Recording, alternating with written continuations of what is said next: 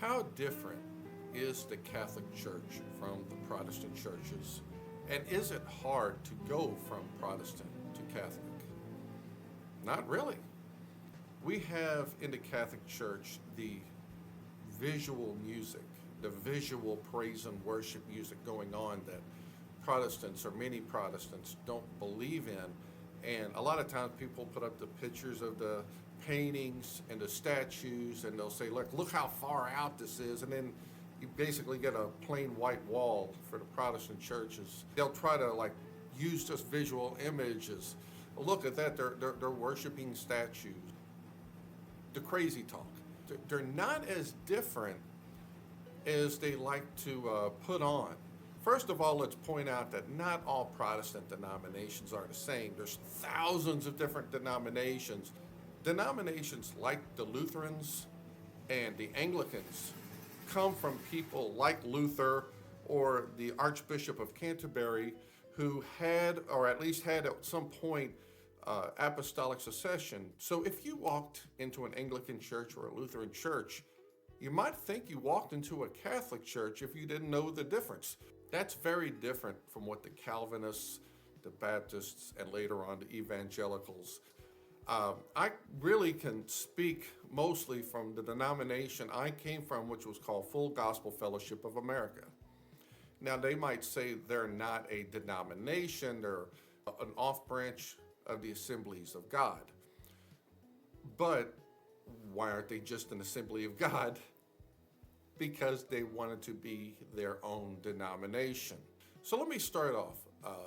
People will point at the Pope, the Bishop of Rome, but in Full Gospel Fellowship of America, when I was a part of it, we had a president.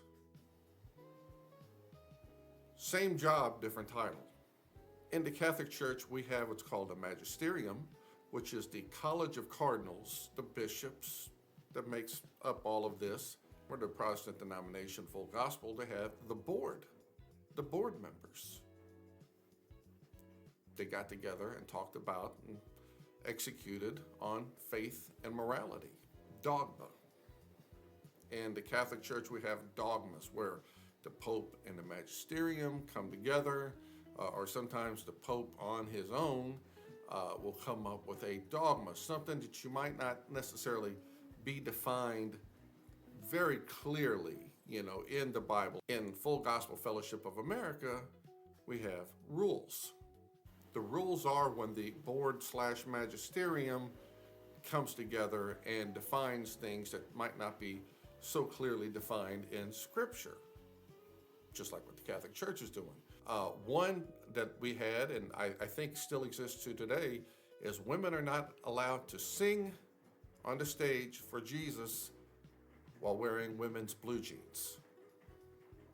Again, it's something that you're not going to find in Scripture, but Protestants, they do love the Swiss Army knife verse, abstain from the appearance of evil. Infallibility. The Catholic Church claims infallibility, being the infallible church. Now, Full Gospel never directly claims infallibility. When I was a part of Full Gospel, I received a letter from the president and the board of Full Gospel about a church in Richmond, Virginia, in which they said they could not be questioned about what they have decided. Infallibility. You can't question this. They might not claim infallibility, but cross their infallible statement and you'll no longer be a part of Full Gospel Fellowship of America. Their rules, try to go against their dogma/rules.